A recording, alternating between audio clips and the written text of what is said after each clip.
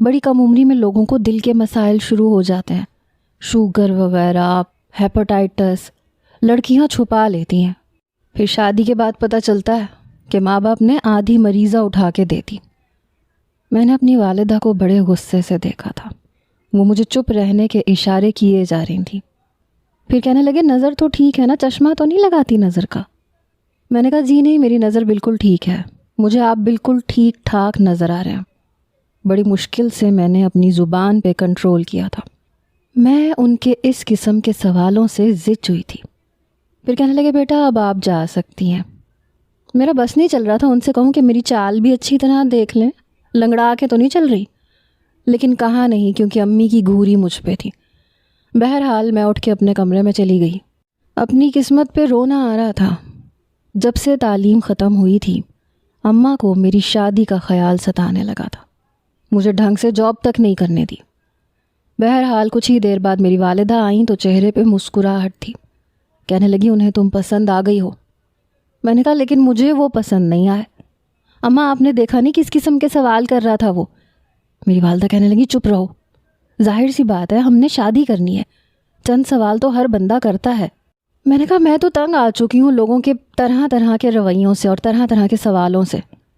میری والدہ کہنے لگی اب تو جان چھوٹ گئی نا۔ میں نے کہا پتہ نہیں۔ بہرحال تو میں آپ کو بتا رہی تھی کہ جب سے میں نے ایم فل کی ڈگری حاصل کی تھی مجھے کسی ڈیکوریشن پیس کی طرح سے ہر بار رشتے والوں کے سامنے بیٹھنا پڑتا ہے۔ میں نہیں جانتی تھی کہ ایک پڑھی لکھی لڑکی کو بھی شادی کے لیے ان مشکلات سے گزرنا پڑتا ہے۔ بہرحال جب پہلا رشتہ آیا تو وہ میں نے اپنے آپ کو بہت بااعتماد ثابت کرنے کی کوشش کی۔ وہ خاتون تھی، سر پہ دوپٹہ اچھے طریقے سے لیے ہوئے تھی۔ میں نے البتہ گلے میں دوپٹہ لے رکھا تھا، میرے بال کھلے ہوئے تھے۔ اس وقت میرے بال کندھوں سے کچھ نیچے تھے اور لیئر کٹنگ میں تھے۔ ہلکا ہلکا سا میں نے میک اپ بھی کیا ہوا تھا۔ ان کو چائے سرو کروائی، اچھے سے ان سے بات چیت کی، لیکن پھر پتہ چلا کہ انہیں اعتراض اس بات پہ تھا کہ میں بہت ماڈرن قسم کی لڑکی ہوں۔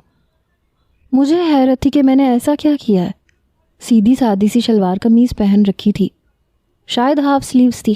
خیر ان خواتین کا کہنا تھا کہ ان کے گھر کا ماحول بہت دینی قسم کا ہے، مذہبی قسم کا ہے، اس لیے میں ان کے ماحول میں ایڈجسٹ نہیں ہو سکتی۔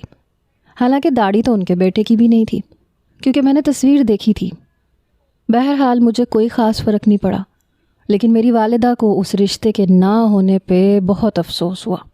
کہنے لگی اچھے خاصے لوگ تھے، کہا بھی تھا دوپٹہ پہن کے آنا، لیکن تم ماں کی سنو تب نا۔